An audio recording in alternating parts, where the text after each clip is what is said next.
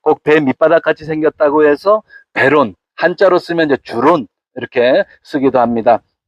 자, 이거 배론에 오시면 꼭 세 가지를 꼭 보셔야 되는데, 다른 것도 많지만 꼭 세 가지 중에 우리 여기 황사형 토굴이 있고요. 두 번째로는 우리나라 최초의 신학교가 있었습니다. 최초의 신학교, 아까 여기 초가집 하나 있었죠, 그죠? 거기 우리나라 최초의 신학교가 있었고, 아까 또 그 십자가 길 하시면서 보셨던 최양업 신부님 묘소가 있습니다. 자, 그 세 가지 중점적으로 제가 설명을 해드리겠습니다.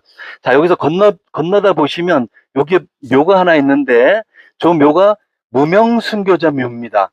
무명순교자. 그 당시에 이름이 많이 알려진 분들보다 이름 없이 무명으로 돌아가신 분들이 더 많이 있습니다. 그 당시 신원이 확인되신 분이 확인되지 않은 분들이 굉장히 많이 묻혀 있습니다.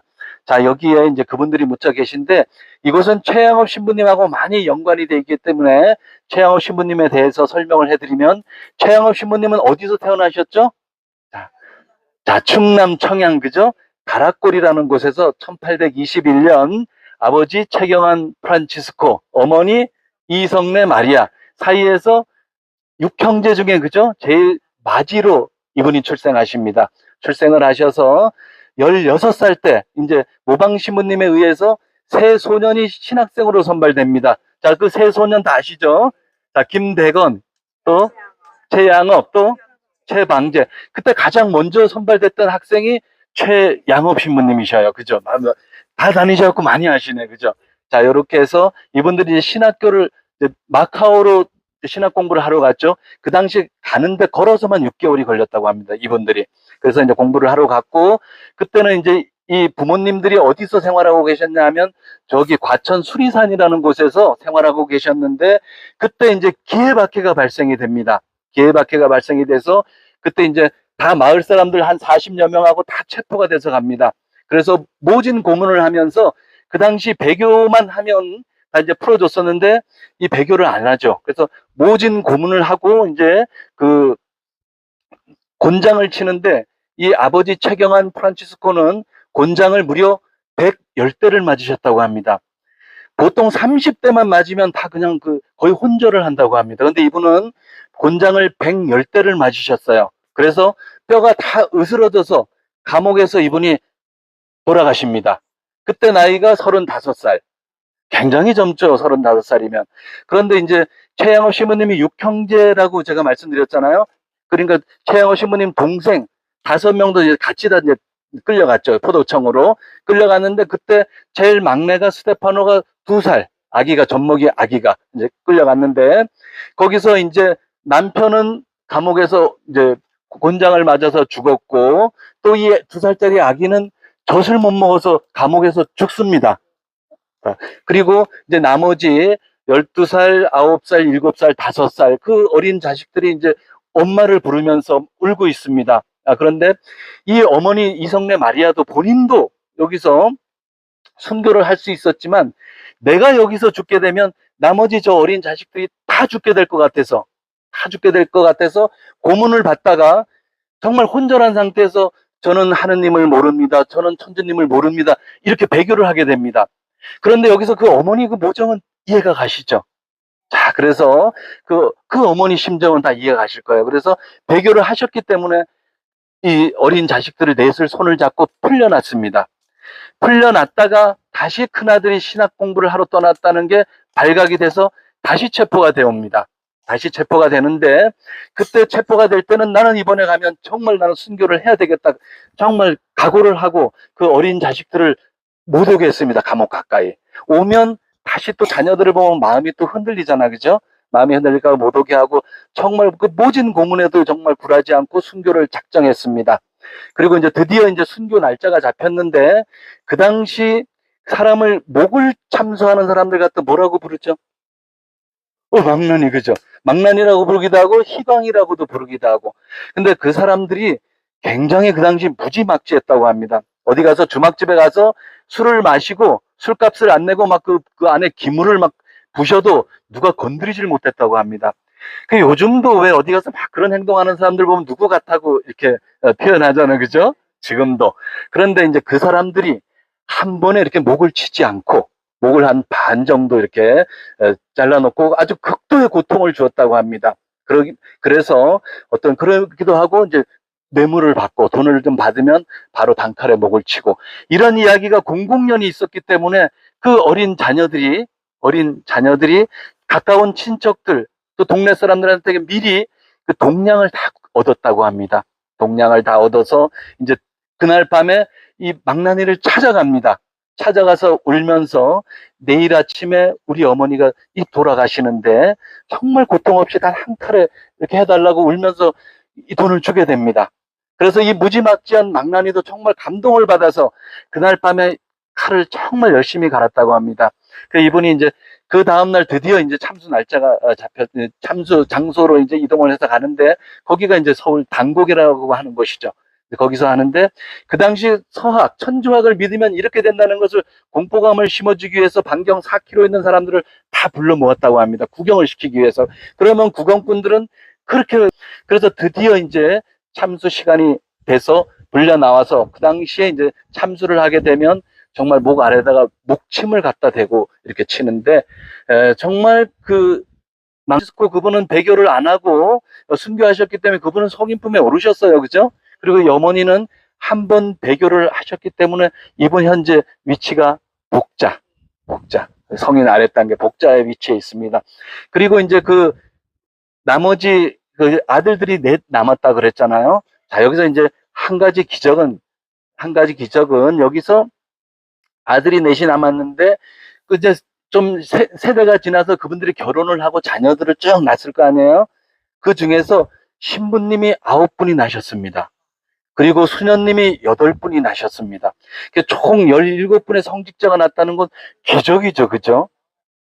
그래서 혹시 최기식 신부님 들어보셨죠? 최기식 신부님은 거의 한 증손자 정도 된다고 합니다. 증손자. 그래서 근데 여기에 지금 저기 동상을 이렇게 세워져 있는데 엄마하고 아기가 이렇게 세워져 있는 동상이 있는데 실제 저기는 저분들이 묻혀 있는 것이 아니고 최양업 신부님과 연관이 많이 돼 있기 때문에 상징적으로 여기 세워놓은 것입니다. 실제 2살 때 감옥에서 아기가 죽었으니까 현재 보는 아기는 한 5살 정도 돼 보이죠. 이렇게 서 있죠. 2살 아기면 서 있지 못할 텐데. 그래서 베로네 갔더니 이성례 마리아 그분이 여기 묻혀 있다고 이렇게 오해하시면 안 됩니다. 이건 상징적으로 이렇게 지금 제작을 해 놓은 것입니다. 그렇게 해서 여기가 최양업 신부님하고 연관이 많이 돼 있기 때문에 제가 설명을 해드렸습니다. 그래서 이제 요 앞에 보이는 여기 문이 있는데 여기 베론에 오시면 드나드는 문이 굉장히 많이 있습니다. 그럼에도 이제 요 문이 바로 진복문이라고 합니다. 진복문. 우리 진복 8단 들어보셨을 거예요. 그죠? 행복하여라 어려움 때문에 박해받는 사람들 그들은 하늘나라가 그들 것이다. 맞아요. 그죠? 8번째 나오는데 맨 마지막에 나오는 그 8번째 진복 8단인데 요리로 통과해서 들어가시면 이제 정말 오늘 베로나 와서 오늘 큰 복을 또 받아가십니다. 이따가 이제 꼭 절로 들어가시면 돼요. 원래 덥지 않으면 이렇게 제가 이동을 하면서 하는데 이제 앉아서 하시기 때문에 제가 이렇게 설명해 드립니다. 그리고 이제 이렇게 들어가면 아마 여기서는 안 보이는데 여기서 보면 황사형 순교 현양탑이라고 보이실 거예요. 황사형 알렉시오 많이 들어보셨죠? 황사형이라는 분은 천주교 신앙적으로도 굉장히 유명하지만 역사책에도 많이 나오기 때문에 이 천주교 신자가 아닌 분들도 굉장히 많이 아셔요. 자, 그래서 황사형이라는 분은 서울 북아현동에서 1775년도에 북아현동에서 아버지 황석범, 어머니 이윤의 사이에서 유복자로 태어납니다. 이분이 유복자로 태어나서 그때 16살 때 진사시험을 봤는데 이분이 장원급제를 해요. 그 당시 거의 수재였어요. 이분이 황상이라는 분이. 근데 이제 그 당시에 왕이 누구였냐고 하면 정조대왕이셨습니다. 그 정조대왕님이 장원급제한 사람을 불러오라고 했습니다. 불러오면 적어도 나이가 한 30살에서 한 40 정도 된 선비겠거니하고 불러오라고 했는데 와보니까 16살. 그래서 정조대왕이 깜짝 놀라서 정말 이리 가까이 오너라 해서 손을 꼭 잡고 너가 그 당시 이제 너가 16살이면 벼슬을 할 수 없는 나이였다고 합니다. 그래서 너가 20살이 되면 나를 꼭 찾아오너라. 그러면 내가 중하게 쓰겠다고 이렇게 왕이 약속을 했습니다. 그래서 이분은 정말 출세가 보장되었던 분이에요. 황사영이라는 분은. 그래서 이제 그 당시에 왕이 손을 잡으면 어무의 영광을 입었다고 해서 그 손을 붉은 비단으로, 그죠? 이렇게 감고 다녀서 아무나 그 손을 잡을 수 없다고 합니다. 예를 들어서, 그죠? 교황님이 와서 우리 자매님 손을 톡 잡아봐요. 그죠? 집에 가서 이게 손을 씻을 수가 없잖아, 그죠? 그렇게 그 당시에 왕이 손을 잡는다고 하는 것은 그 엄청난 영광스러운 그런 그 어무의 영광이었다고 합니다. 근데 그 당시에 나이가 이제 어렸기 때문에 16살이었기 때문에 학문을 더 닦기 위해서, 공부를 더 하기 위해서 어디를 찾아갔냐고 하면 그 마제에 있던 정씨 삼형제 유명하죠, 그죠? 자, 제일 맏형이 정약현, 자, 그 다음에 둘째가 정약전, 또 정약종, 또 맨 막내가 정약용, 그죠? 이 아주 명문가예요, 이 가문이. 그래서 여기서 이제 그 당시 믿음이, 거기서 형제들 중에서도 믿음이 가장 좋으셨던 정약종, 아우구스티노, 잘 아시네요. 정약종, 아우구스티노, 그 문화에 가서 이분이 공부를 하게 됩니다. 그런데 거기서 이제 제일 맞으셨던 정약현의 딸 정명년이라는 분하고 또 결혼도 하게 됩니다. 워낙 명문가고 이 황사영도 수재였으니까 아마 결혼을 시켰던 것 같아요, 그 당시에. 그래서 이제 공부를 계속 이제 하면서, 이분들이 아시는 대로 다 서학을 하셨던 분들이잖아요. 자, 정약종 그 삼형제가 제일 맞으셨던 정약현이라는 분은 천주교 믿음이, 그분은 천주교 신자가 아니셨어요. 그리고 이제 그 삼형제만 천주교 신자였는데, 그래서 자연스럽게 서학을 접하면서 거기서 주문 모신 분께 이분이 영세도 받고, 그래서 신앙생활을 다져가던 중에 1801년 정조대왕이 돌아가시고 정순왕후가 이제 집권을 하게 되면서 그 당시 이제 신유 박해가 발생이 됩니다. 신유 박해가 발생이 돼서 교회 지도자급들, 권철신, 권일신, 또 그리고 정치요 삼형제들 다 체포가 돼서 이제 포도청에 끌려갔는데, 본인도 이제 거기 있으면, 체포가 되면 정말 조선 교구가 다 무너질까봐 그 당시에 이제 그 상주 복장을 하고, 상주들은 큰 요 갓을 쓰고 얼굴도 이렇게 가리는 포건이라는 걸로 얼굴을 가리는 걸로 해서 여기를 1801년 2월 달에 숨어서 여기를 배론으로 숨어들게 됩니다. 그래서 요 지금 보이는 요 귀하집 뒤에 보면 토굴이 있는데, 토굴 보셨죠? 혹시 보신 분들 계시죠? 그 토굴에 숨어서 8개월간 은거를 하게 됩니다. 저기서 8개월 동안 저기서 있으면서 이제 교회 소식이 또 되게 궁금할 거 아니에요, 여기서. 그래서 이제 황심 토마스라는 분을 통해서 이제 교회 소식을 이제 쭉 이제 알아봤는데, 교회 소식을 알아보니까 그 당시에 그 교회 지도자급들도 다 체포가 돼서 다 순교하고 주문무 신부님도 돌아가셨고 조선교회가 거의 다 무너지게 된 거예요. 그래서 이래서는 안 되겠다 해서 북경에 있는 구배아 주교님께 이 사실을 알려야 되겠다고 해서 썼던 것이 바로 백서입니다. 그 백서를 여기서 썼는데, 백서를 다 써서 그 백서를 전달하기로 했던 황심 토마스라는 분이 중간에 체포가 됩니다. 이분이. 그 체포가 되는 바람에 그 조정에서 그 백서를 읽어보니까, 백서에도 아시는 대로, 그죠? 약간 외세를 끌어들여서, 우리나라, 그러니까 조선교회가 다 무너지고 있으니까 조선교회를 좀 구해달라, 살려달라는 그 내용이 들어있는데, 거기에 외세를 좀 끌어들이는 그런 내용이 조금 들어있었다고 합니다. 그래서 조정에서 발칵 그냥 난리가 났죠. 그래서 그 당시에 이제 그 황심 토마스를 체포를 하고 나서 여기에 이제 황사영이가 응거한다는 걸 이제 고문을 통해서 알아내서 이 황사영 알렉시오가 여기서 체포가 돼서, 그분이 그 당시 대역죄인으로 몰려서 그분이, 대역죄인은 어떻게 참수를 하죠? 어떤 형벌이 있죠? 능지처사라고 아시죠? 능지처사. 팔다리가 이렇게 다 찢기는 그런 형벌로 돌아가셨는데, 그분이 그때 나이가 27살. 굉장히 젊죠. 그런데 이제 그때 그렇게 돌아가시고 나서 그때 부인이 이제 정명년 마리아라고 있었는데, 그때도 2살짜리 아기가 있었습니다. 아기가 황경헌이라고 이제 아기가 있었는데, 그 당시 대역죄인들의 집은 대역죄를 짓고 나면 그 참수를 하고 나서 집을 다 허물고 집자리는 연못을 다 만든다고 합니다.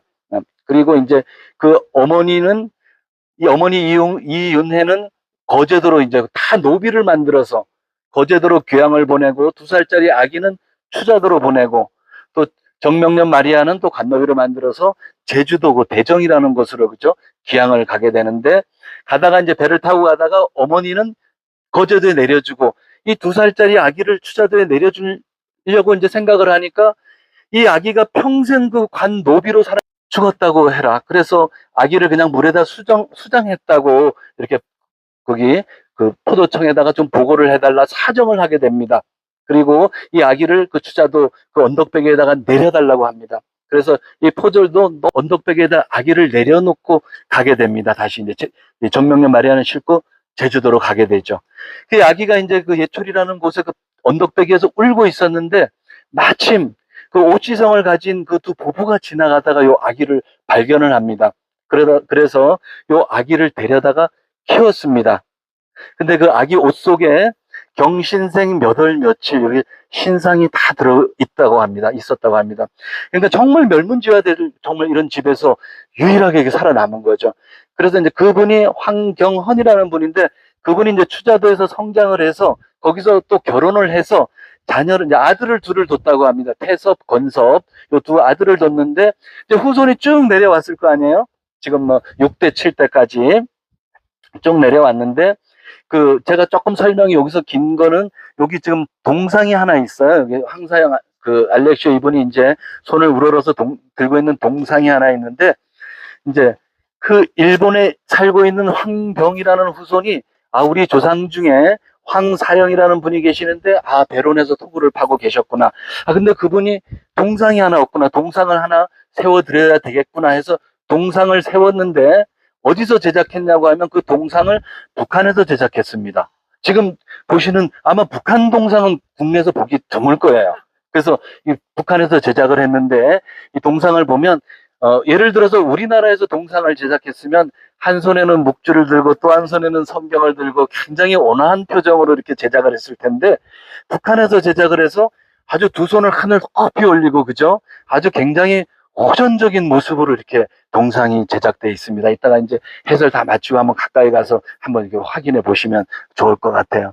그래서 아마도 이제 그 당시에 여기가 2005년도에 이제 이 동상을 세웠는데 2005년도에는 일본이 조총련하고 민단이라는 이야기 들어보셨죠? 그래서 이 후손 중에 이분이 혹시 조총련하고 가깝지 않았을까? 이건 정답은 아닌데 추정이에요. 그리고 또 이제 동상을 또 북한에서 제작을 했는데 북한이 동상 제작 기술도 좀 뛰어나고 또 제작비도 좀 저렴하지 않았을까? 이것도 좀 추정입니다. 이렇게 해서 제가 설명드렸고 또 거기 지금 현양탑 맨 꼭대기에 보면 그 이탈리아에서 제작한 종이 3개가 있습니다. 그 위에 보면.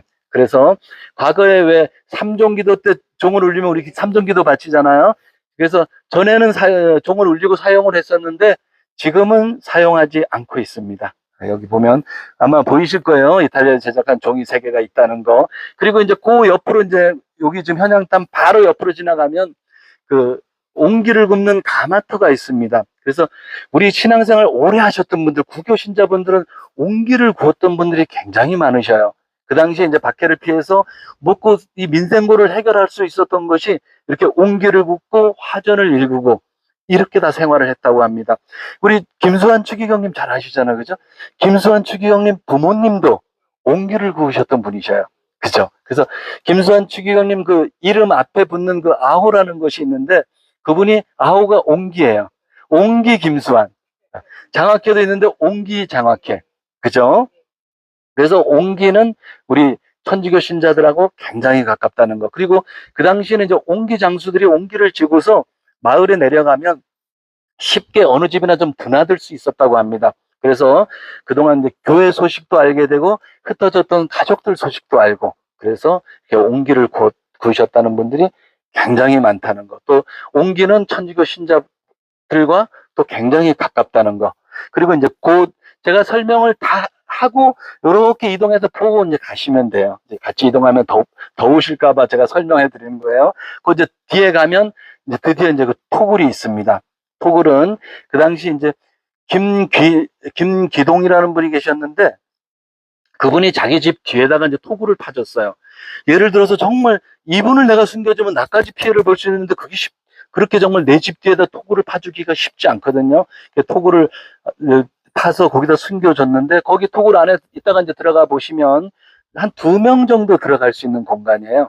넓지가 않아요. 거기서 이제 이분이 8개월간 거기서 은거를 하면서 이제 백서를 썼던 그 백서도 이제 있는데 그 백서가 이제 발견된 게 굉장히 또 기적적이에요. 그 당시 1801년도에 백서가 이제 압수가 돼서 그 당시에 압수가 돼서 의금부에서 계속 보관을 하고 있다가 1894년, 그러니까 한 94년이 지나서 이제 의금부에서 오래된 문서를 소각하려고 이제 다 태우려고 너무 많아서 소각하려고 그 관리가 이제 그 오래된 서류 뭉치들을 다 꺼냈는데 보니까 이게 천주교와 관련된 문서예요. 그래서 자기 친구였던 이건영 요셉이라는 분한테 이 문서를 주게 됩니다. 백서를.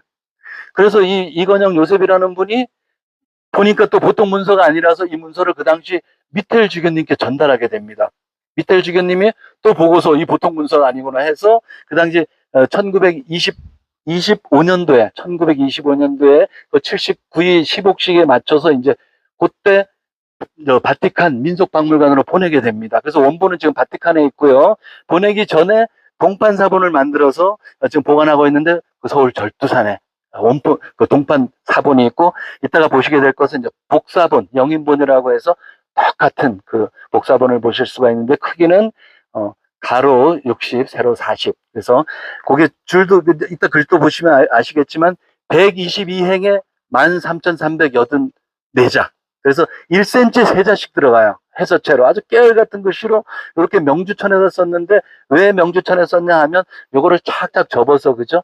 바늘로 옷 속에다가 넣어서 이렇게 숨겨가기 좋게 하기 위해서 이렇게 썼다고 합니다. 그래서 이제 이렇게 해서 이분이 사실은 이 천주교 신앙을 몰랐더라면 그 정명년 마리아랑 결혼하지 않았더라면 정말 이분은 출세를 하셨던 분들이셔 그죠? 그래서 어떻게 보면 결혼을 이렇게 하는 바람에 이분은 정말 이렇게 또 돌아가셨어요. 그죠? 그래서 그 정명년 마리아는 이제 어렸을 때 정명년 마리아고 이제 노비가 돼서는 정난주 마리아라고 이제 이름을 노비 이름으로 바꿔서 정난주 마리아라고 아마 많이 아실 거예요. 그래서 이따가 이제 토굴도 보시고 토굴 앞에 오면 이제 또 초가집이 하나 있습니다.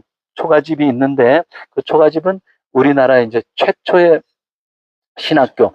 그 당시 이제 최양업 신부님, 김대건 신부님하고 그 신학생들을 보내서 정말 가는 데만 6개월이 걸리고 이분도 최양업 신부님은 가서 16살 때 신학 공부를 하러 가서 29살 때 돌아옵니다. 그러니까 13년간을 그 신학 공부를 했으니까 얼마나 그 많은 시간이 흐르고 사제 하나 배출하기가 너무 힘들어서 이래서는 안 되겠다.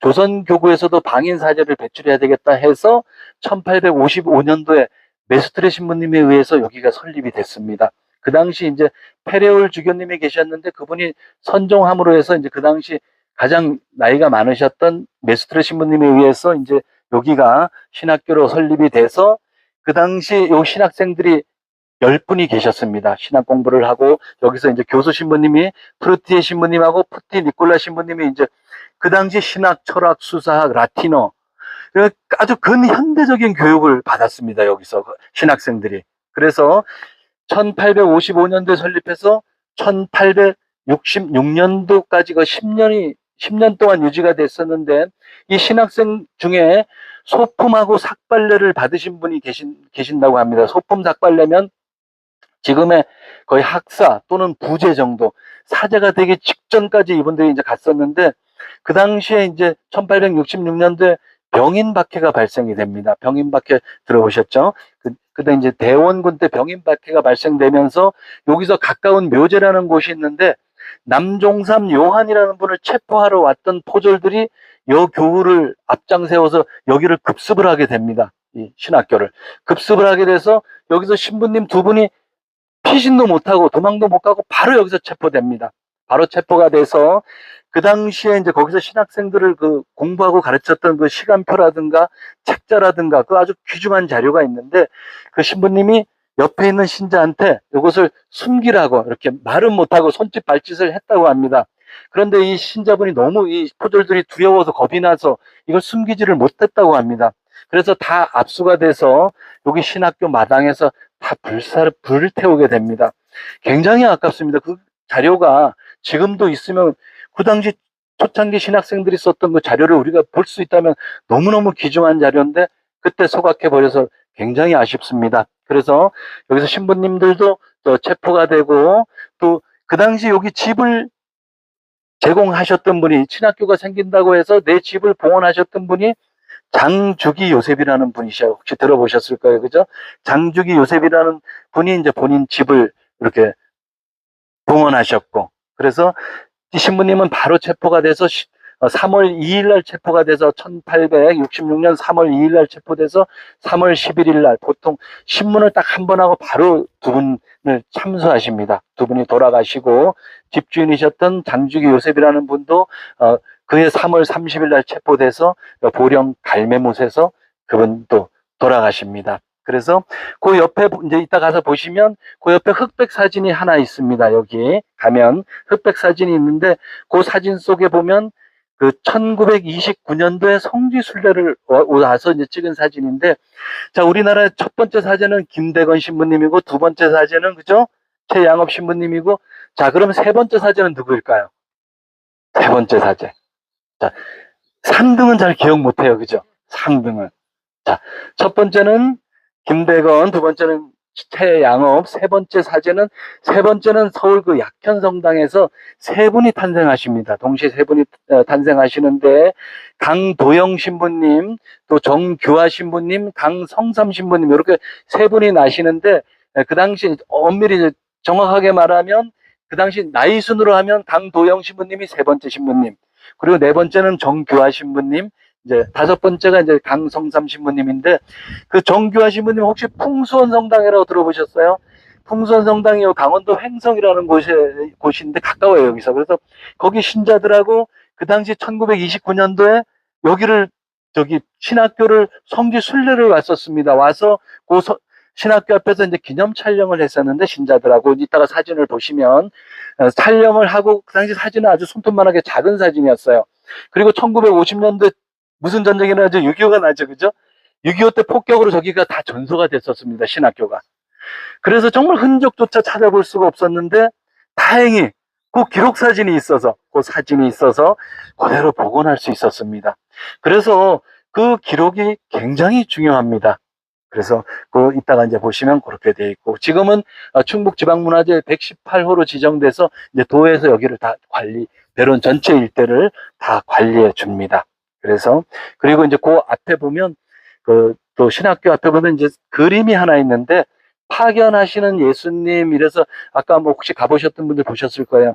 그 예수님이 조선교구 이제 두 사제를 파견하는데, 이따가 가서 어느 분이 김대건 신부님이고 어느 분이 이제 최양호 신부님 찾아보셔요. 거기 가서 찾아보시는데, 그 당시 순교하셨던 분들은 손에 뭐를 들고 있냐면 빨마가지를 들고 있습니다. 우리 103이 성인화를 보면 전부 다 순교를 상징하는 빨마가지를 들고 있죠. 그죠? 이따가 빨마가지를 들고 계신 분이 이제 순교하신 분이고, 그분은 그래서 피해 순교자라고 하죠. 김대건 신부님은. 자, 그러면 최양업 신부님은 남해 순교자. 그리고 그분은 현재 가경자죠. 가경자. 근데 한 가지 지금 기쁜 소식은 아시죠? 자, 기적 심사 중에서 가장 어려운 정말 첫 단계를 지금 통과를 했어요. 그죠? 자, 얼마 안 됐어요. 그죠? 이번 3월 달에 통과를 했는데, 자, 이제 두 개가 남았습니다. 자, 두 개가 남았는데, 그 첫 번째 통과한 의학적으로 이제 정말 최양업 신부님을 전구로 해서 기도를 했는데 치유가 일어났다는 걸로 지금 통과가 됐잖아요. 그래서 두 번째, 세 번째 정말 기도가 필요해요. 가만히 있는다고 지금 복잡함에 오르는 것이 아니라고 합니다. 두 번째는 지금 한 가지 지금 치유가 통과된 이 부분을 갖다가 신학적으로 흠결이 없는지 다시 조사를 한다고 합니다. 그래서 여기를 통과를 해야 돼요. 다시 통과를 하고 나면 또 주교님과 또 추기경님들 시성부에서 다시 또 토론을 벌입니다.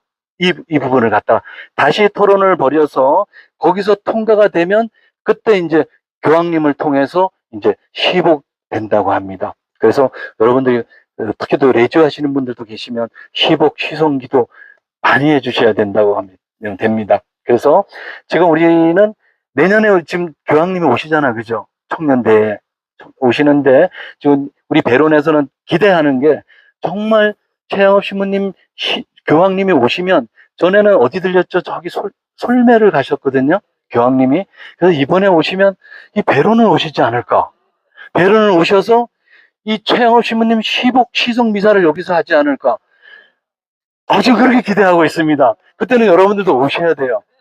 그래서 그때 오시게 되면 입구서부터 정말 쭉 서서 오면 교황님이 오시면 손을 잡을 거예요, 그때. 그러면 정말 한 달씩 정말 손 씻으시면 안 돼요, 정말. 그래서 정말 내년에 정말 굉장히 기대를 하고 있습니다. 그래서 여러분들도 공부를 많이 하고 계시니까 제가 한 가지 질문 드려보겠습니다. 우리 최양업 신부님께서 자, 지금 살아 계신다면, 그죠? 몇 세 정도 되셨을까요? 자, 근사치까지 맞추시면 돼요. 근사치. 자, 최양호 신부님이 아주 오래되시지 않았어요. 그래서 120은 좀 더 쓰셔야 돼. 조금 더 됐어요. 자, 200, 220. 자, 또. 자, 225, 230. 조금 더 낮추시면 좋을 것 같아요. 자, 이분이 1821년생이세요.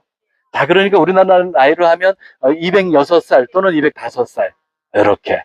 그죠? 그러니까 아주 오래되지 않으셨어요. 그래서, 최양업 신부님 아까 올라가실 때, 묘소까지 다 올라가셨죠. 그죠? 가실 때 보면 그 중간에 동상이 하나 있었죠. 동상이 있는데, 베론에 오시면 동상이 3개가 있습니다. 대성당 앞에 보면 동상이 하나 있고, 묘소에 올라가는데 보면 동상이 하나 있고, 여기 조각공원에 가면 또 동상이 하나 있습니다. 그래서 최양업 신부님이 그 당시에 이제 한 200년 전에 거의 오니까 그 당시는 글을 모르는 분들이 굉장히 많으셨다고 합니다. 그래서 글을 모르는 분들이 이 교리를 가르치기 위해서 그 사사조로 노래를 많이 지었는데, 그 선종가, 사심판가, 공심판가, 그죠? 천주가사 중에 다 들어있는데, 그 중에서 사사조로 우리가 노래를 부르면 그 노래 가사를 저절로 우리가 노래 부르다 보면 알게 되잖아요. 그래서 이분이 그 지은 중에 그 사향가라는 것을 지었는데 그거는 문학적으로도 굉장히 우수한 작품이 그 동상 아래에 새겨져 있는 거 아까 혹시 보셨을 거예요. 그래서 그거 보면 어하 우리 번님네야 우리 본향 찾아가세 동서남북 사해팔방 어느 곳이 본향인고 뭐 지당으로 가자 하니 모세성이 못 들었고 복지로 가자 하니 뭐 아다 먼저 내쳤구나 이런 그 이야기가 있는데 그것은 그렇게 계속 따라 부르게 하면 저절로 알게 되는 그렇게 해서 교리를 가르쳤다고 합니다. 그리고 이제 최양업 신부님 그 당시 서간문을 보면 총 이분이 이제 파리 외방정교회로 본인이 사목 활동하는 것을 계속 보고를 하는데 21통의 편지를 썼는데 11번째 편지를 여기 베론에서 썼습니다. 근데 그 당시 기록에 보면 그분이 1년에 걸어서 7,000리를 걸으셨다고 합니다. 7,000리. 그래서 그분이 사목 활동하셨던 11년 6개월 동안 총 걸었던 거리가 9만 리를 걸으셨다고 합니다. 9만 리면 서울에서 부산까지 45번을 왔다 갔다 한 거리. 그래서 이분이 돌아가실 때 문경이라고 들어보셨죠, 그죠? 문경 진안이라는 곳에서 돌아가셨는데 그때 그 당시에 거의 무릎 연골이 다 날아서 그 당시에 우리나라 나이로 40살에 돌아가셔서 거기서 감회장을 그 당시 이제 1861년 6월 15일 날 돌아가셨는데 거기서 감회장을 해놨다가 그 이제 5개월 후에 그해 11월 달에 1위로 이장을 했습니다. 그 당시에. 우마차로 해서 한 보름 정도 걸렸다고 합니다. 아까 보셨던.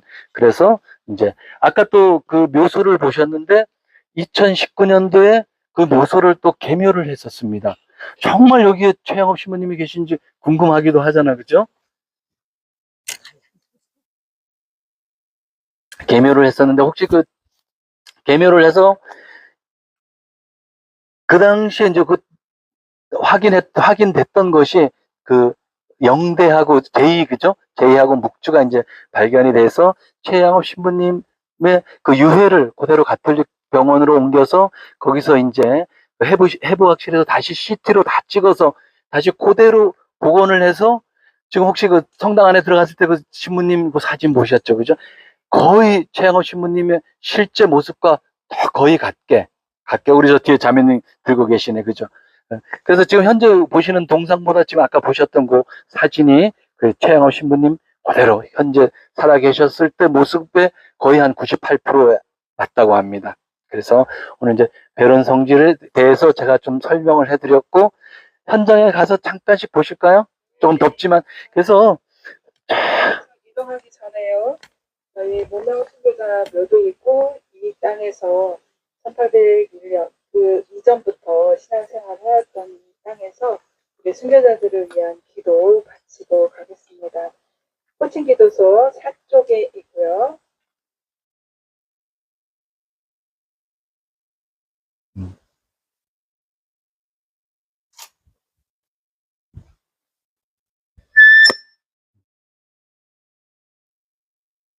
네, 4쪽 기도하겠습니다.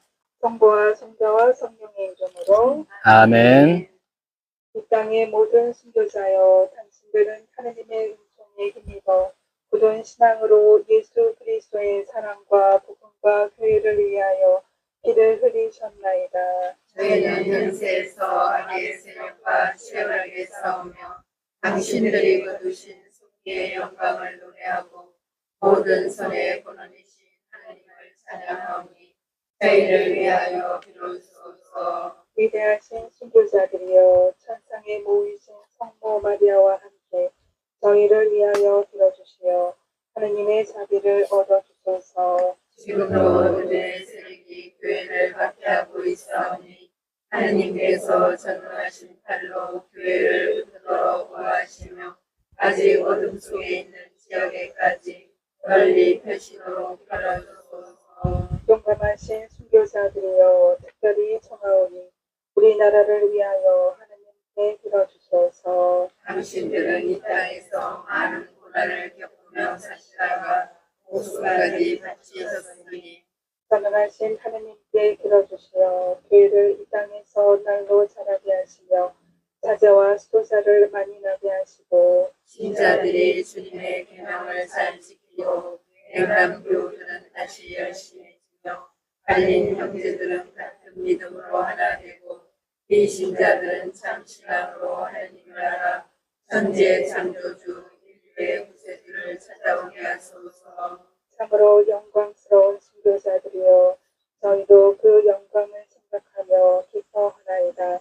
간절히 청하오니 자비로우신 하느님 아버지께 빌어주시어 저희와 친척과 은인들에게 기도한 은혜를 얻어주소서. 또한 저희가 죽을 때까지 예수 그리스도를 한결같이 믿어 증언하며 비록 피는 흘리지 못할지라도 주님의 은총을 입어 선동하게 하소서.